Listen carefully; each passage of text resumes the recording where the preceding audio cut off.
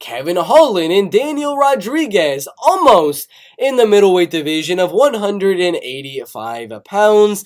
Don't ask me why. I don't know why it's in the 180-pound division, but D-Rod is going to be 35 years old, not as tall and not as lengthy as Kevin Holland in this fight. He's going to be pressuring Kevin Holland, looking to get his back to the cage and land a knockout blow. Did get the knockout win on Preston Parsons, got a decision on Kevin Lee and Mike Perry, but he did knock out Dwight Grant in their fights and should have won against Nicholas Dalby. This should be an interesting fight, betting odds-wise. They're going to be having, if I can find it, Daniel Rodriguez at plus 180 on the betting odds right there. Kevin Holland at minus 210. At worst, he was at minus 180 on the betting odds. My prediction for the fight is going to be Kevin Holland, the trailblazer, to win this fight by a decision. The reason being, jiu-jitsu-wise, wrestling-wise, I can't see D-Rod going out there taking down Kevin Holland in the fight.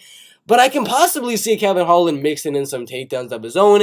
If you watch the fight with Tim Means and Kevin Holland, the wrestling, the takedown defense, the takedown offense of Kevin Holland was looking pretty solid, as well as the fight with Alex Oliveira, where he was able to get the fight back up on the feet and knock out Alex Oliveira. So I think wrestling and grappling-wise, Kevin Holland should be able to kind of handle himself there and make this mainly a striking fight. I think this is going to be 3 rounds of striking with Daniel Rodriguez and Kevin Holland. And if you look at the UFC statistics on their website right here, volume-wise, yes, D-Rod throws a heck of a lot of volume, probably the number 1 in the UFC's welterweight division in terms of strikes landed per minute, at 8 strikes landed per minute, which is absolutely insane. But do you think he's going to be able to land that amount of volume on Kevin Holland? I don't necessarily think so. I think he'll try to. He'll try to pressure Kevin Holland and land that volume. But Kevin, being the taller, lengthier guy that he is going to be using that reach advantage to pop Daniel Rodriguez as he's coming in, to look for that volume.